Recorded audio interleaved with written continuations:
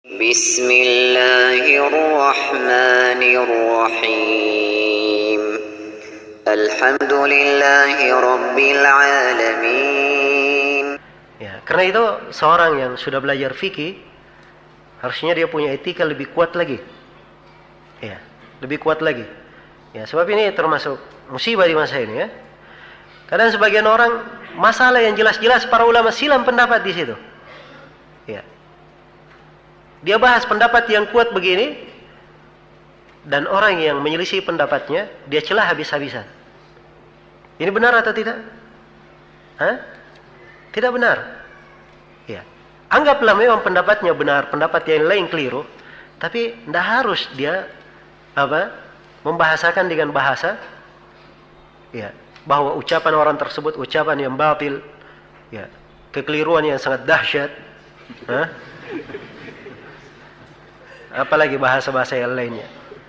Nah, seperti sebagian orang sekarang ini, saya kasih contoh yang dekat ya.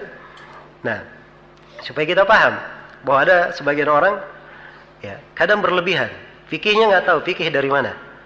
Ya.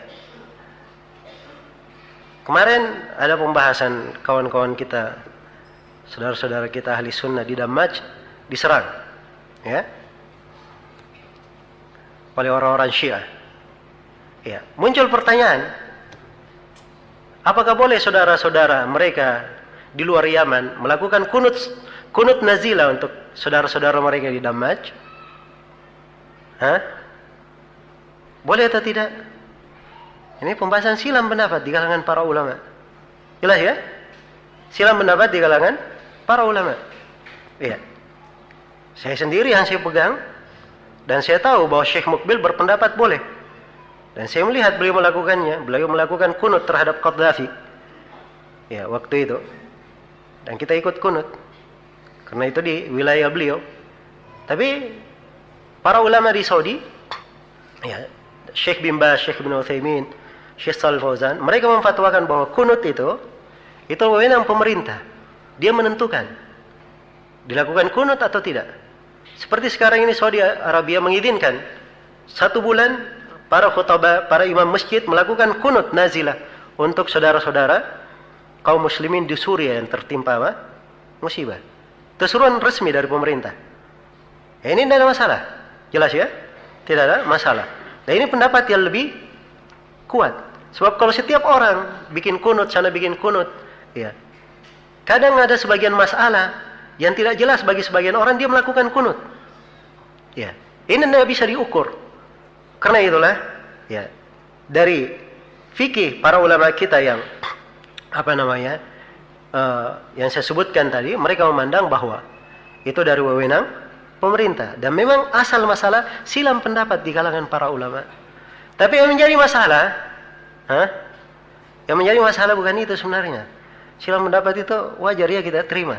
Tapi yang menjadi masalah ada sebagian orang berkata, ini yang berkata tidak boleh kunut kecuali dengan ini pemerintah. Itu tidak menghendaki kebaikan untuk saudara-saudaranya di Damaj. Ya, tidak ada solidaritasnya terhadap penderitaan saudaranya. Ini kalimat benar seperti ini? Ya, ini fikih tidak benar namanya. Jelas ya? Fikih yang tidak benar. Ya, seorang tidak melakukan kunut nazilah. Ya, tapi dia bisa berdoa di salat malamnya, dia bisa berdoa di sujudnya untuk saudaranya, dan dah harus dia melapor kepada orang-orang itu, saya sudah berdoa. Kan begitu kan? Tidak harus kita melapor. Ya, sebab doa itu memang untuk ya mereka, kita doakan kepada Allah Subhanahu wa taala. Ya. Maka ini kalimat-kalimat hendaknya dibahasakan dengan bahasa yang lebih baik. Saya beri contoh lain juga. Kadang sebagian orang terlalu bergampangan. Padahal ibarat-ibarat para ulama detail ya. Kalau kita melihat Syekhul Islam Ibnu Taimiyah dalam sebagian masalah beliau berkata, al-adhar yang paling nampaknya adalah ini. Ya, beliau berkata yang paling nampak.